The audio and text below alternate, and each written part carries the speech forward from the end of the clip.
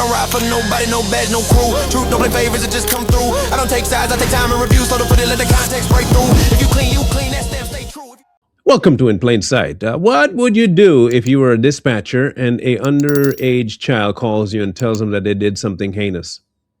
And I mean under like 12. And they said something so crazy to you, would you believe them? Well, a dispatcher got such a call from a 10-year-old. And what you see on screen is what they said to the dispatch. Let's see how this turns out. This ought to be a doozy. You shot your mom. Okay, the little boy shot his mom. I have the little boy here down at my house. His mom's up there. He shot his mom with a 22. Joey, what's your last name? It's Joey McVeigh. Hello. Hi. Hello. This off. Hello. Hello. Hush. I'm Deputy Stryker. Yeah. This is Captain Ranker, okay? Mm-hmm. All right. What's your name? Joey McVeigh. Joy McVeigh. Okay. What happened, Joey? I shot my mom. Early onset psychosis? Borderline personality disorder? Crazy. That's wow. What happened? I shot my mom. Just quite matter of fact, isn't it? Okay. What happened? What transpired to get up to that point? I'm curious. Her every day just making me so mad. Okay. How old are you? 10? Okay. These are the moments after a 10-year-old boy's life changed forever. He just admitted to shooting his own flesh and blood in a fit of rage. Caught in the throes of this earth-shattering moment, young Joey McVeigh is clearly still in shock. I don't know about clearly or shock. I don't know about either one of those two. You giving him far more credit than I would. Shock? A little early for that. So where did you get the gun from? Mm-hmm. Your room? Yeah. Okay. What kind of gun did you have? 22. A 22? Rifle, handgun, or what? Nothing. Okay. Lying on my back. Laying back on your bed? Yeah. Okay. That's not shock. That's intent. Oh, he know what he did. This ain't shock. No shock here. So what did Mom do to you to go and upset you so bad? Just every day. Just all different stuff. I'm Grandma McVeigh, and Okay. Debbie was on the phone talking to me just prior to this. Mm-hmm. And I don't know, she was sending the DR and saying all this to him. Mm-hmm. And then I heard so much screaming going on. The screaming she heard could have been the argument that led to this unlikely scene. It was a cold January night in 2011, not even 48 hours into the new year. 46-year-old Deborah wanted Joey to get some firewood from outside. That was the mundane task that somehow escalated into a fiery argument. Unhinged, Joey said he was tired of the fighting. He went into his room, retrieved a firearm, and came back into the living room.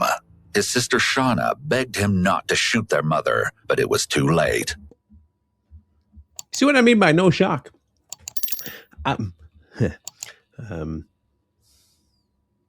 You might say, well, what did the mama do? Don't know. I know what the kid did. I know exactly what the kid did. The kid took a gun and shotted his mamas. And he's only upset because he's remembering that she made him upset. I hope you all realize this. He is crying because he then remembers that she made him upset. That's why he's crying. Not that he killed her. He can say, I shot her. No problem. The instant you say, why?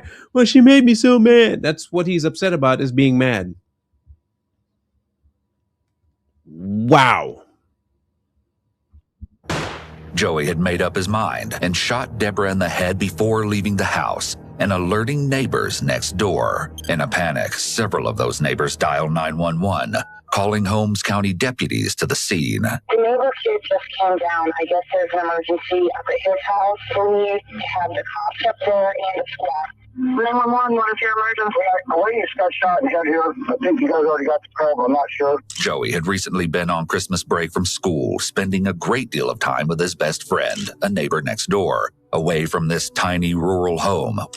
To any healthy family, the story behind this end to Deborah's abbreviated life would be unfathomable. And soon, police will learn all the details, which go much deeper than the story implies at its surface. No.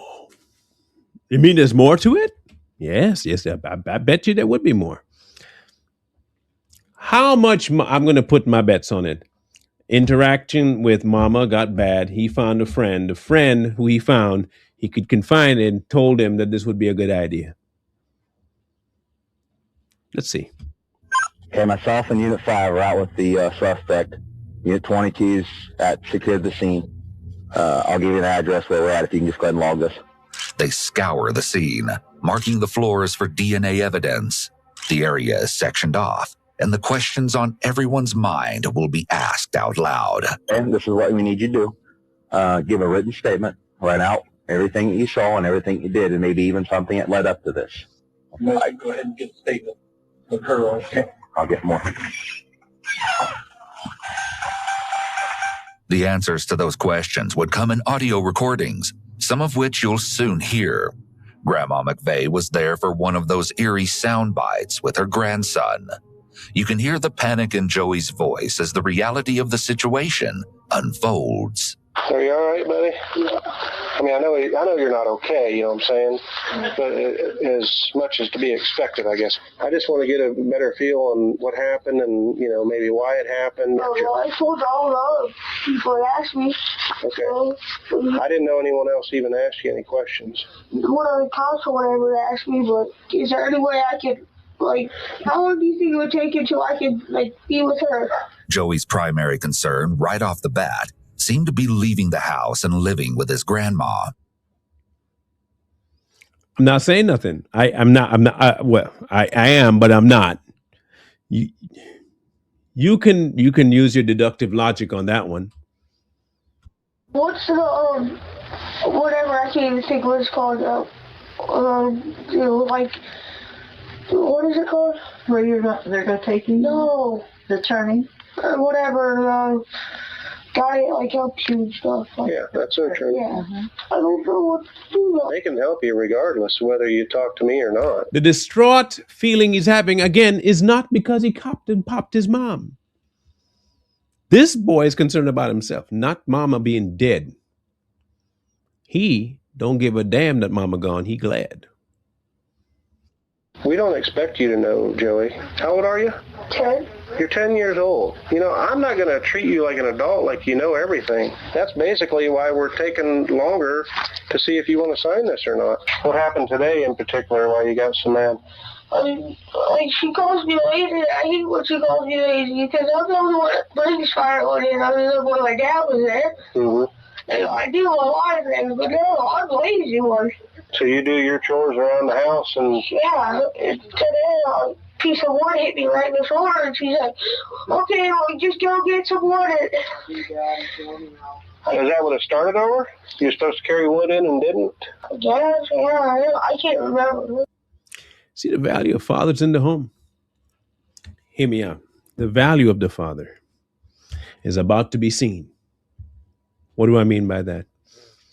There is built into almost every child an innate regard for the male that is sometimes not prevalent with the female. And they feel like they can do certain things, say certain things, behave certain ways with mama that they can't with papa. Sound like he got comfortable. What brought you to the point where you felt you should go in the bedroom and get the gun? No, Did she scream or... no, she's, nope. See? She just bloop. But he's crying about the lawyer, crying about himself. But I shot my mom. Bloop. I'm not a psychologist, but damn it, I can read tea leaves. Ever been that mad before? Yeah. Listen to this telling interview with Joey's father, Michael. Michael says Deborah allegedly grabbed him by the hair in her bid to kick him out, just weeks before the shooting would take place, adding fuel to an already raging fire of angry exchanges, arguments, and toxic fighting. When did she grab you by your hair? The day that she asked me to leave. You ain't a dude. Told you it was Pops. Hey, look. Told you. Told you there'd be more. What was the reason for when you left the last time here about a week or week and a half before this happened? The doctor should be able to tell you, but she had been on for anxiety and all kinds of different things. Bipolar and had mood changes. Remember when I was out there yesterday and was talking to you? Yeah. And we were talking about discipline with the kids. I know when I asked you about discipline, you said that you always heard her yelling and screaming at the kids. Did you ever see her strike the kids at all? No, yeah, I even saw her 6 years ago. She got her Josh, the big Josh. I had to get her off of him that time. Is that Josh Mike? Yeah. She had him in the corner and slapped the shit out of him. She had anger issues bad. What the hell do you think your role is in this, bro? Like, honestly, I'm trying to be nice. I am. What in the hell do you think your responsibility in seeing, this is what you say happened, you don't man up and do more? Stop it? Call cops?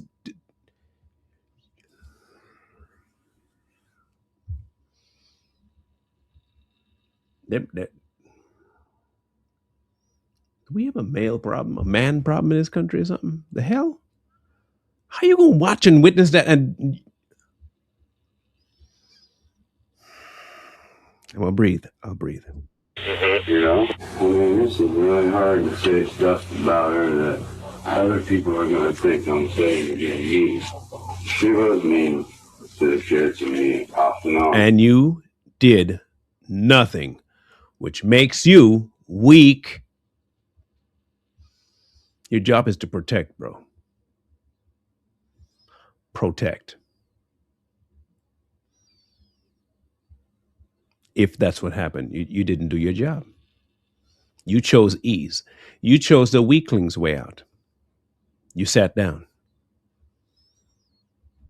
So you're saying Debbie would have two sides to it. Everybody does. Meanwhile, Joey had been spending a great deal of time with his friend Austin in his bid to escape the arguments. Joey spent the night with you last night? Yes. Did he say anything to you about his mom? Today, I guess, she asked me to do laundry and she got home and they started arguing and he picked up the gun and shot her.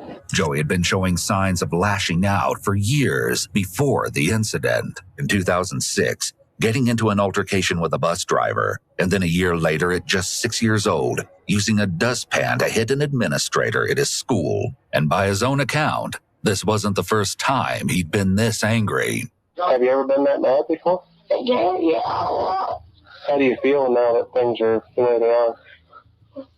Bad. Do you feel bad that it happened, that you actually shot her? Yeah. Do you think it was worth it, even though you were mad? No. Should anyone be shot or die over an argument? No. They were close, but they argued and yelled. She yelled at him too much. Grandma McVeigh seemed quite certain that Deborah was over the top with Joey. But remember, Joey wasn't the only child in the household. There was also Shauna. And Shauna's interview doesn't paint Deborah quite the same way, as she reflects on the ominous night in her own haunting words. Here we go. We were like normal mom and daughter. Okay. Like we'd have our fights here and there, but it wasn't bad as Joey. And Joey and Mom argued A lot. When we got home, he was supposed to bring wood in for the fire, and he didn't, and Mom could ask him over and over. So he brought like one load in, and Mom asked him to bring more in. But then he started arguing. When he shot her, she just like dropped to the ground, and she was like sort of sitting like on the couch. She was like leaning up against the arm, and then she just fell. And then he pointed it at me. I told him not to check on Mom, and I went to put the gun down first, and he put it on the couch. I don't know if the officer put it in on his bed. No, he set it down on the couch unless he moved it, but I'm not sure. I checked Mom, and there was no pulse, and he was yelling and screaming, all like confused and stuff. What happened? Did you feel that he was going to shoot you? Yes, because after he shot Mom, I was scared.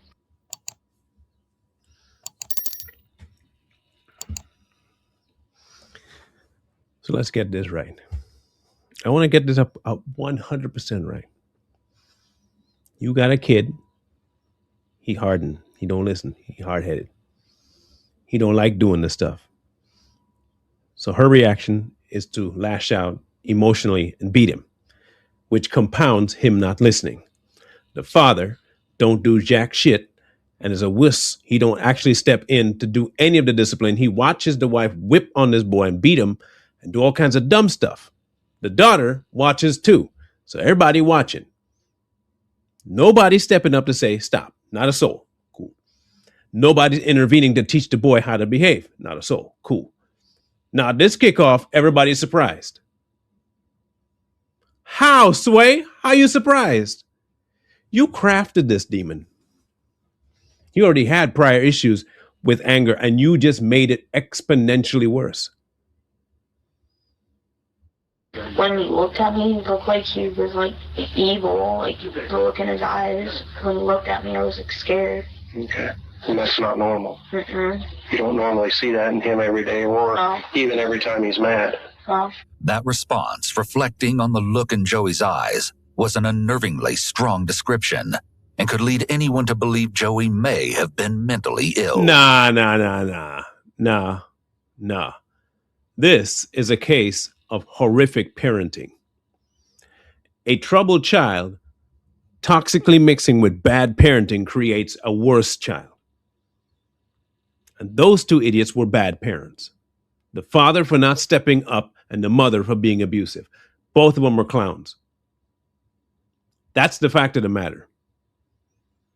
Don't just dump mental illness on the dude. If there was any, it's because of them two. The latest reports show a therapist testifying that years later, Joey still wouldn't talk about the shooting in therapy, as the incident caused him great psychological distress. Two psychologists dug into Joey's background, finding he suffered from anxiety and depression, as well as a learning disability. He was sentenced to remain in confinement indefinitely. He's currently being held in an unnamed facility by the Ohio Department of Youth Services. Soon, he will be transferred to an adult facility pending a reintegration evaluation, which essentially means he can be kept in an adult jail until he is deemed ready to be reintegrated into society. If that occurs, he would then be put into intensive parole or probation. You see, when I talk about the value of having a parent around that knows what they're doing, you wouldn't end up with this. When we talk about the values of fathers and mothers in their roles respectively, you avoid issues like this, or at least you have a higher chance of mitigating situations like this. You can't get the 100%, but damn it, you can do your job so that you're not the one facilitating this nonsense.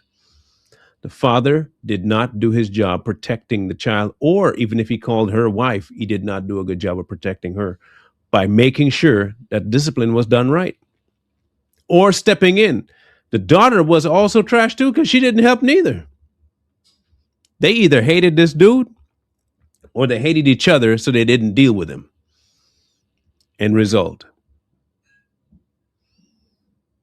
Wow. He might have a different view. He might have a different take on it. So leave it below.